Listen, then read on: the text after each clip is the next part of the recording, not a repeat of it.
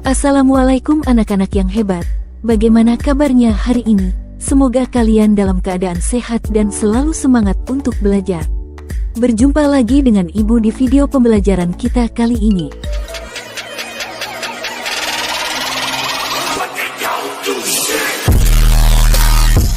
Apakah Ananda tahu bagaimana peristiwa siang dan malam bisa terjadi? Jadi di video kali ini kita akan melanjutkan pembahasan bab 7, Sistem Tata Surya, Bumi dan Satelitnya. Tujuan pembelajaran yang harus Ananda capai setelah belajar materi ini adalah dapat mendeskripsikan perbedaan satelit alami dan buatan, menyebutkan fungsi satelit alami dan buatan, serta mendeskripsikan akibat gerak bumi dan benda langit lainnya terhadap fenomena alam di bumi. Yuk anak-anak, simak videonya sampai selesai. Pergerakan bumi dalam sistem tata surya. Di video sebelumnya sedikit disinggung mengenai gerak rotasi dan revolusi. Rotasi adalah gerakan planet pada sumbunya, sedangkan revolusi adalah gerakan planet pada bidang orbitnya mengelilingi matahari. Waktu yang digunakan planet untuk mengitari matahari disebut periode tahun, sedangkan waktu yang digunakan planet untuk berputar pada sumbunya disebut periode hari.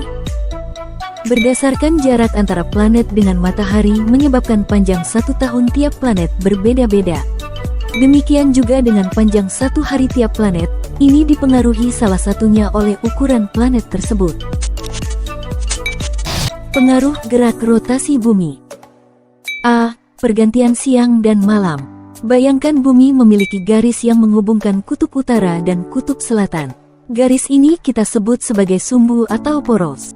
Ketika bumi berputar mengitari poros ini, saat itulah pergantian siang dan malam terjadi. Bagian bumi yang menerima sinar matahari langsung akan mengalami siang, sebaliknya bagian bumi yang lain akan mengalami malam. B. Terjadinya perbedaan waktu. Gerakan bumi pada porosnya terjadi dari arah barat ke timur.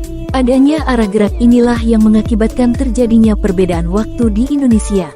Wilayah Indonesia yang terbentang luas dari barat ke timur menyebabkan tidak semua wilayah mendapatkan sinar matahari secara bersamaan. Matahari lebih dahulu muncul dan terbenam di wilayah Indonesia Timur, lalu ke Indonesia Tengah, dan terakhir di wilayah Indonesia Barat. Perhatikan kembali gambar bumi ini. Apakah kalian melihat poros bumi miring? Kemiringan poros ini menyebabkan panjang waktu siang dan malam bisa berbeda-beda. Hal ini terutama akan terasa di negara-negara bagian utara dan selatan. Ada kalanya mereka mengalami siang yang sangat panjang saat musim panas tiba, dan malam yang sangat pendek. Di lain waktu saat musim dingin, siang lebih pendek dan malam lebih panjang.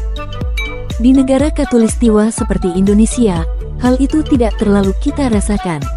Panjang siang dan malam yang kita alami setiap harinya tidak ekstrim seperti itu. Perbedaan biasanya terjadi sekitar 1-3 menit saja. C. Gerak semu harian matahari.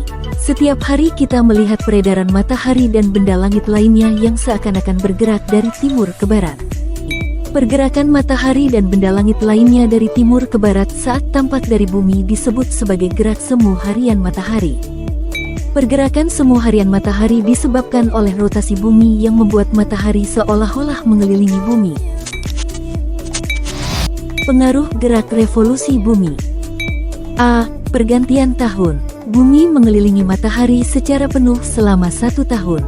Garis edar yang ditempuh bumi dalam perjalanan itu disebut sebagai orbit.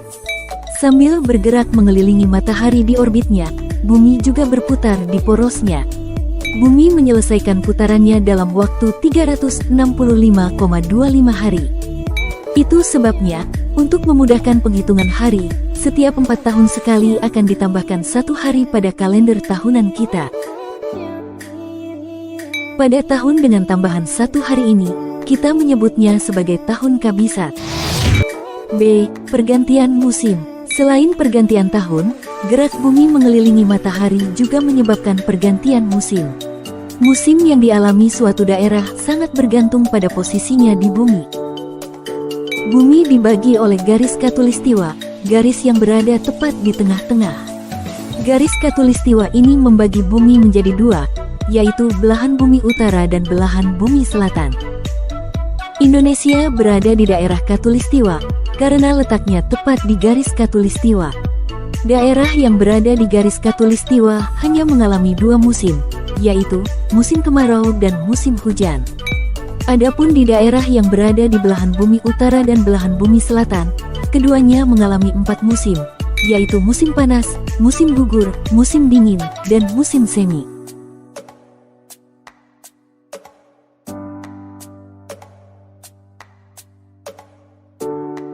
Pada saat belahan bumi utara mengalami musim dingin, belahan bumi selatan akan mengalami musim panas. Posisi bumi tidak sepenuhnya lurus seperti pada gambar. Bumi berputar dengan kemiringan 23 derajat terhadap sumbu rotasinya.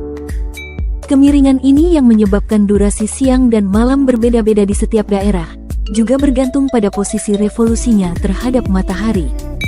Hanya daerah yang berada di khatulistiwa yang cenderung seimbang durasi siang dan malam sepanjang tahun. Pergantian musim sangat dipengaruhi oleh gerak revolusi bumi terhadap matahari. Pada bulan Desember, posisi matahari berada tegak lurus dengan belahan bumi selatan. Pada masa ini, belahan bumi utara mengalami musim dingin, sementara belahan bumi selatan mengalami musim panas. Di lingkaran kutub utara, saat ini adalah durasi malam terpanjang, bahkan dapat terjadi 24 jam tanpa sinar matahari.